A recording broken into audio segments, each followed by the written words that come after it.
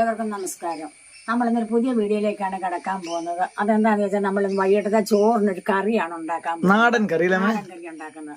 അതെന്താണ് ഉണ്ടാക്കുന്നതെന്ന് ചോദിച്ചു കഴിഞ്ഞാൽ ആ സാധനം എടുത്ത് കാണിക്കുമ്പോ ഒരു അത് തന്നെ പടവലങ്ങ വാങ്ങുന്നത് 1/2 കിലോ പടവലങ്ങയുണ്ട്. ഇത് 1/2 കിലോ 1/2 കിലോയാ. അത്യാവശ്യം വലിപ്പമുള്ള പടവലങ്ങ അല്ലേ. 1/2 കിലോ പടവലങ്ങ വാങ്ങിച്ചിട്ടുണ്ട്. പിന്നെ നമ്മളൊരു 150 ഗ്രാം പരിപ്പ് എടുത്തിട്ടുണ്ട്. ഇത്രയും ഒരു 150 ഗ്രാം പരിപ്പ്. ഈ പടവലങ്ങ ഞാൻ കാണിക്കാൻ പറയാൻ കാരണം എന്താണെന്നറിയോ, ആളുകൾക്ക് ആർക്ക് ഈ പടവലങ്ങയുടെ കറി വലിയ ഇഷ്ടമുള്ള കറികളല്ല അല്ലെ.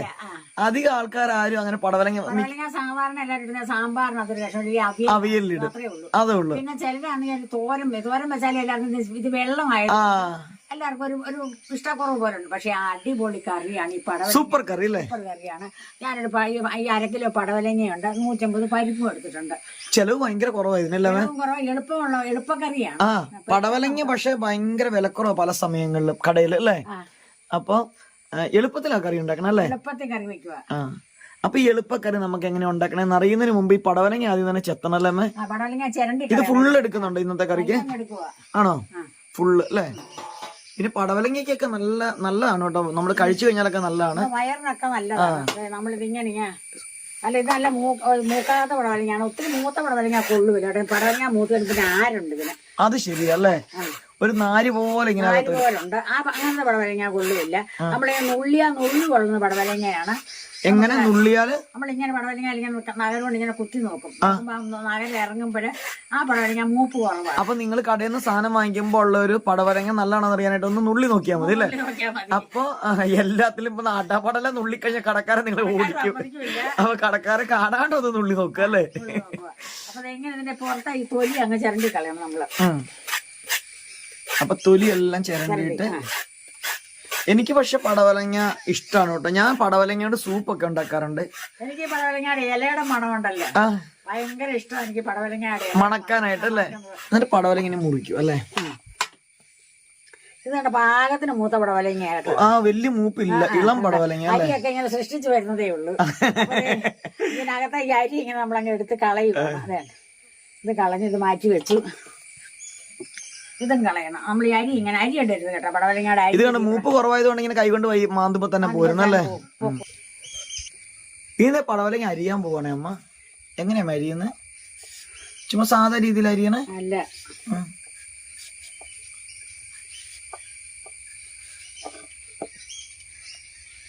അപ്പൊ ഇത് ഇങ്ങനെയാണ് അരിയുന്നത് അല്ലേ. ഓ, ഒരു കുഞ്ഞു കുഞ്ഞു ക്യൂബ് ടൈപ്പിൽ വരുന്ന രീതിയിൽ അങ്ങ് അരിഞ്ഞു. ഇതുപോലെ മൊത്തം അരിയുവാണ് ചെയ്യണേ. ഓക്കെ, ഇങ്ങനെ കഷ്ണമായിട്ട് അരിയണം. അരിഞ്ഞങ്ങ് നുറുക്കി എടുക്കാൻ പോവാണ്. പിന്നെ ഈ പടവലങ്ങയും ചെമ്മീനും കൂടെ പുളി ഇട്ട് വെച്ചാലും നല്ലതാണ് ആണല്ലേ. നമ്മുടെ പടവലങ്ങ നല്ല വൃത്തിയാക്കി അരിഞ്ഞ് വൃത്തിയാക്കി വെച്ചിട്ടുണ്ട്. കഴിയതായിരുന്നു. അതുപോലെ നമ്മുടെ പരിപ്പും കഴുകി വാരി വെച്ചിട്ടുണ്ട്. അപ്പൊ നമ്മളൊരു കുക്കറിലാണ് ഇത് വെക്കാൻ പോകുന്നത്. അപ്പൊ നമ്മൾ കുക്കറിലൊരു പരിപ്പാണ് ആദ്യം ഇടാൻ പോകുന്നത്. പരിപ്പിന് ഒരു 150 ഗ്രാം പരിപ്പുണ്ട് കേട്ടോ. 2 പിടി. അപ്പൊ ഈ അരിഞ്ഞ് വെച്ചേക്കുന്ന പടവലങ്ങയും കൂടെ നമുക്ക് ഇതിന്റെ കൂടെ അങ്ങോട്ട് ഇടാം. ഈ പടവലങ്ങ ആന്നേലും അതിന് വേവുണ്ട് കേട്ടോ. ഇത് ഇത്ര ഉപ്പിടുന്നുണ്ട്. ഉപ്പിടുന്ന പറഞ്ഞാൽ ഈ പടവലങ്ങയ്ക്കൊക്കെ ഉപ്പൊന്ന് പിടിക്കണം. അല്ല നമ്മൾ വെന്ത് കഴിഞ്ഞിട്ട് ഉപ്പിടുമ്പോൾ ഈ പടവലങ്ങയ്ക്ക് ടേസ്റ്റ് വരില്ല. അപ്പൊ അതിന് സ്വല്പം മഞ്ഞൾപ്പൊടി, ഒരു ഇത്രയും മഞ്ഞൾപ്പൊടിയും കൂടി ഇടുന്നുണ്ട്. മുളക് പൊടി എന്ന് പറഞ്ഞാൽ നമ്മളിത് പിരിയമുളകല്ല, നമ്മൾ സാധാ മുളക്. ഈ കറിക്കൊക്കെ ഇപ്പൊ സാധാ മുളകാണ് നല്ലത്. മുളക് പൊടി ഇട്ടിട്ടുണ്ട്. ഇനി ഇതിനകത്ത് നമ്മൾ ഇനിയും ചേർക്കാൻ പോകുന്ന ഒരു സ്വല്പം വെള്ളം. ഒരുപാട് വെള്ളം വേണ്ട കേട്ടോ. പടവലങ്ങ തിളയ്ക്കുമ്പോ വെള്ളമാണ്. അപ്പൊ ഈ പരിപ്പ് കൂടെ ഉള്ളത് കൊണ്ട് നമ്മളൊരു സ്വല്പം വെള്ളവും കൂടെ ഒഴിച്ചു കൊടുക്കുന്നുണ്ട്.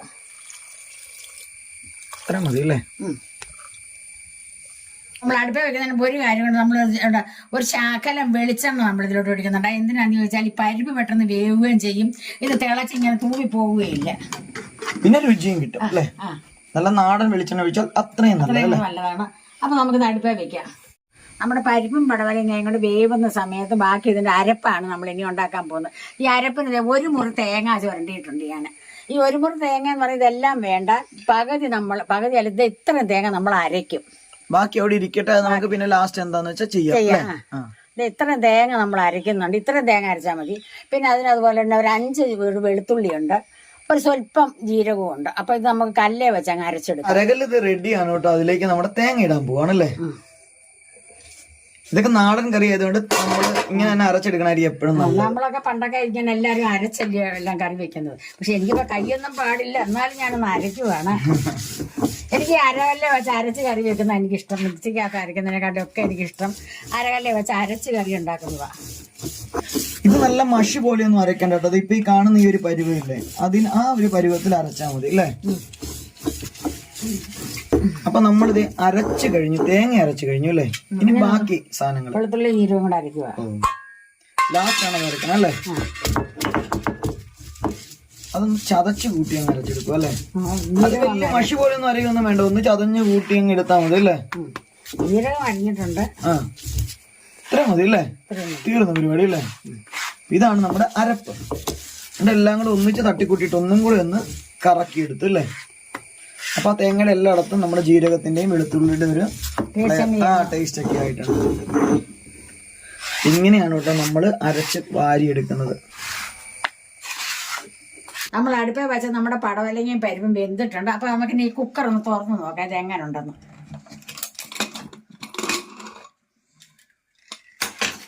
ഈ ഒരു പരുവത്തിലാണ് വെന്തിരിക്കുകയാണ്. അതെ, പരിപ്പൊക്കെ നന്നായിട്ട് വെന്തിട്ടുണ്ട്. നമുക്കിപ്പോ ഇതൊന്ന് ഉടച്ചു കൊടുക്കാം. നമ്മളിപ്പോ ഉടയ്ക്കണം അല്ലേ.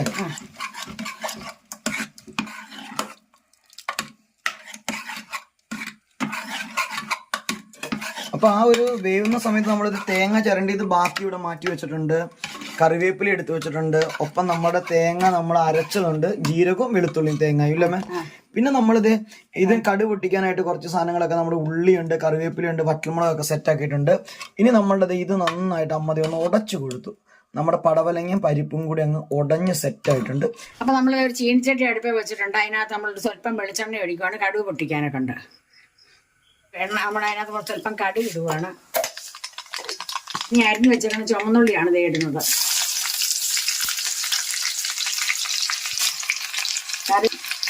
കറിവേപ്പിലയും ഇട്ട് കൊടുക്കണം.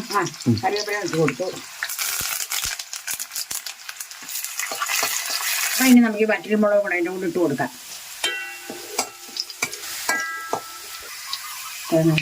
അപ്പൊ അതേ നമ്മുടെ ഈ കടുക് പൊട്ടിക്കാനുള്ള ഉള്ളിയും മുളകും എല്ലാം മൂത്തിട്ടുണ്ട്. അപ്പൊ നമുക്കിനി ഇതിനകത്ത് ബാക്കി നമ്മൾ വെച്ചേക്കുന്ന തേങ്ങായും കൂടെ ഇതിനകത്ത് ഇട്ട് നമ്മൾ വറക്കുവാണ്. ഈ തേങ്ങായും കൂടെ നമ്മൾ ഇതിനകത്ത് ഇടുക.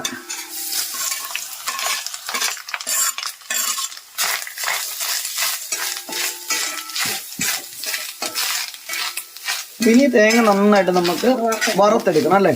അപ്പൊ നന്നായിട്ട് ആ ഒരു പരുവായി കഴിഞ്ഞിട്ട് ബാക്കി നമുക്ക് കാണാം അല്ലേ. അതേ നമ്മുടെ തേങ്ങയും നന്നായിട്ട് മൂത്തിട്ടുണ്ട്. ഇനി നമ്മൾ ഈ അരച്ച് വെച്ചേക്കുന്ന അരപ്പും കൂടി ഇതിന്റെ കൂടെ അങ്ങോട്ട് ഇടുവാണ്. അതിന്റെ ആ പച്ചക്കറി ഒന്ന് മാറട്ടെ. ആദ്യത്തെ നമ്മൾ മൊത്തമായിട്ട് നമ്മൾ ചിരണ്ടിയ തേങ്ങ നന്നായിട്ട് വറുത്തു. അതിനുശേഷം അരച്ച തേങ്ങ അതിന്റെ അകത്ത് ഇട്ടിട്ട് പച്ചച്ചവ മാറ്റിയെടുക്കും അല്ലേ. ഇത് ഞാൻ കട്ട് ചെയ്യാതെ കാണിച്ചിട്ടുണ്ട്. ഇത്രയും സമയം മാത്രമേ ഇട്ടുള്ളൂ, ഒത്തിരി സമയം ഒന്നും ഇട്ട് ഇളക്കിയില്ല. പടവലങ്ങായും പരിപ്പും നമ്മൾ അതിലോട്ട് ഒഴിക്കുക. നല്ല സ്റ്റൈലല്ലേ കാണാൻ തന്നെ. നല്ല അടിപൊളി സെറ്റ് രീതിയിലാണ് കേട്ടോ. നമ്മൾ വെള്ളമില്ല. അപ്പൊ നമ്മൾ ഇത്ര ചൂടുവെള്ളം എടുത്തിട്ട് പാത്രം നമ്മൾ ഈ കുക്കറിന്റെ അകത്തേക്കൊക്കെ ഇത് കണ്ടോ, ഇതിലേക്കൊക്കെ ഇച്ചിരി വെള്ളം ഒഴിച്ച് കലക്കി അങ്ങ് ഒഴിക്കണം അല്ലേ. അപ്പൊ വെള്ളം മറ്റേ വെള്ളം കുറവായത് കൊണ്ട് കുക്കറിനകത്ത് ഒരുപാട് പറ്റിയിട്ടുണ്ട്. അപ്പൊ നമ്മളിങ്ങനെ അങ്ങോട്ട് ഒഴിക്കുക.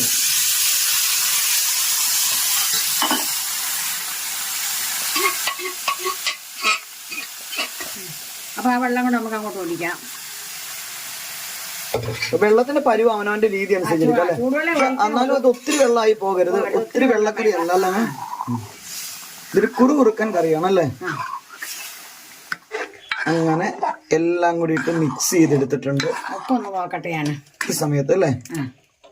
മുളകൊക്കെ അത് മതി. അപ്പൊ ഈ സമയത്ത് ഉപ്പൊക്കെ വേണമെങ്കിൽ നിങ്ങൾ നോക്കി ചെക്ക് ചെയ്തിട്ട് നിങ്ങളുടെ ആവശ്യത്തിനനുസരിച്ച് ഉപ്പ് ചേർത്ത് കൊടുക്കാം. നമുക്ക് ഉപ്പ് വേണം. ഉപ്പ് വേണം അല്ലേ.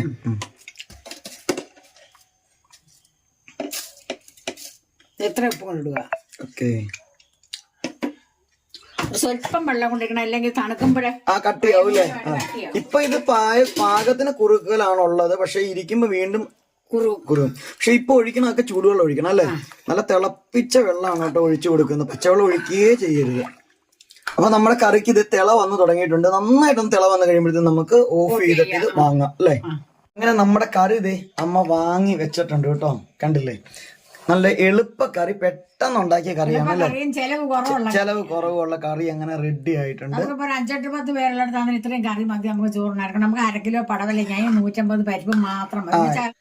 അപ്പൊ നിങ്ങൾക്ക് ഈ കറി ഇഷ്ടപ്പെട്ട് കാണും ഞാൻ വിശ്വസിക്കുന്നുണ്ട്. വിശ്വസിക്കാൻ നിങ്ങൾ ഇപ്പൊ തന്നെ ഒന്ന് ലൈക്കും കമന്റും ചെയ്യാം. അതോടൊപ്പം തന്നെ ചാനൽ സബ്സ്ക്രൈബ് ചെയ്യാതാണ് കാണുന്നെങ്കിൽ ജസ്റ്റ് നമ്മുടെ ചാനൽ ഒന്ന് സബ്സ്ക്രൈബ് ചെയ്ത് നമ്മളെ ഒന്ന് സപ്പോർട്ട് ചെയ്യണം, ഹൈപ്പ് ചെയ്യണം, ഷെയർ ചെയ്യണം അല്ലെ, എല്ലാം ഓർമ്മിപ്പിക്കുകയാണ്. അപ്പൊ നിങ്ങൾ ഇതുപോലെ കറി വെച്ച് നോക്കുവാണ്, എളുപ്പക്കറിയാണ്. അപ്പൊ നിങ്ങൾക്ക് ഇഷ്ടപ്പെട്ട് ഞാൻ വിശ്വസിക്കുന്നുണ്ട്. അടുത്തൊരു വീഡിയോ വരുന്നതുവരെ എല്ലാവർക്കും നന്ദി, നമസ്കാരം.